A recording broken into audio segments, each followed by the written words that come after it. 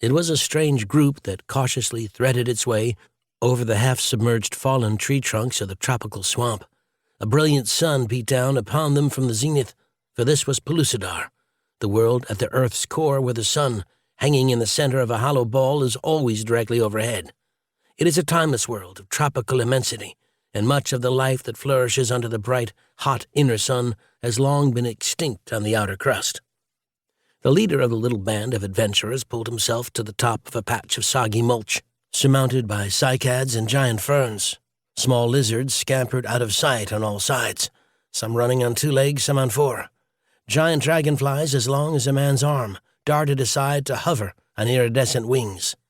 From farther ahead in the swamp and visible in the greenery, there came heavy splashing noises, as if some of the larger reptilian denizens had been disturbed. Christopher West's clear blue eyes swept his surroundings. There was no horizon. Inside the hollow earth, the distances faded upward into blue, with forests, mountains, lakes, and oceans blending into one another as they receded. In Pellucidar, distance had no end and time did not exist.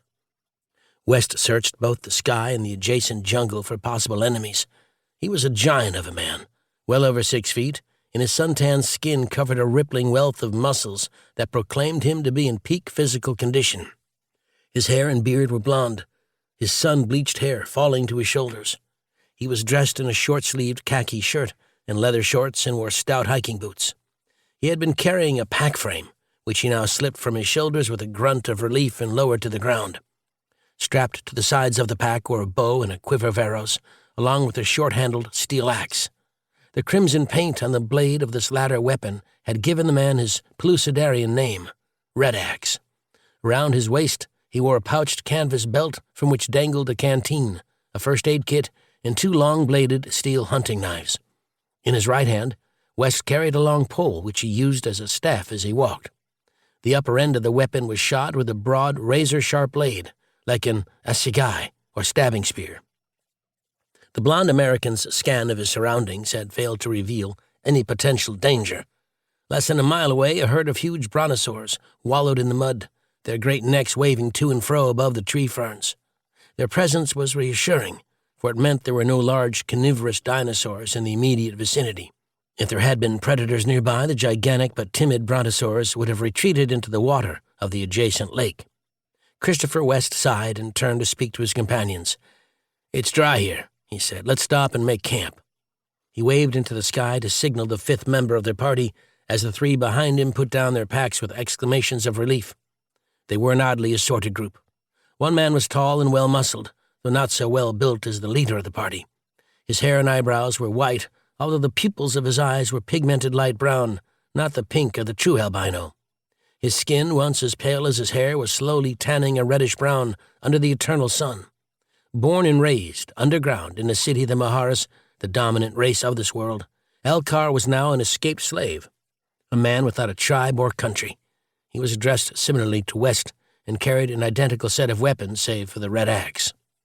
The second man, if man he could be called, was obviously a native of the primitive world of Pellucidar, for his like could be seen nowhere on the outer surface.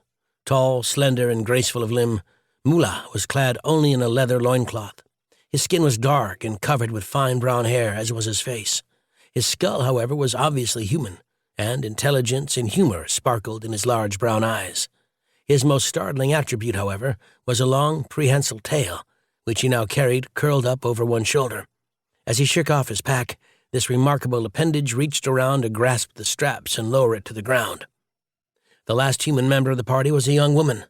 Varna, of the tribe of Valan, was tall and dark, and the hot noonday sun had burned her skin a dark bronze.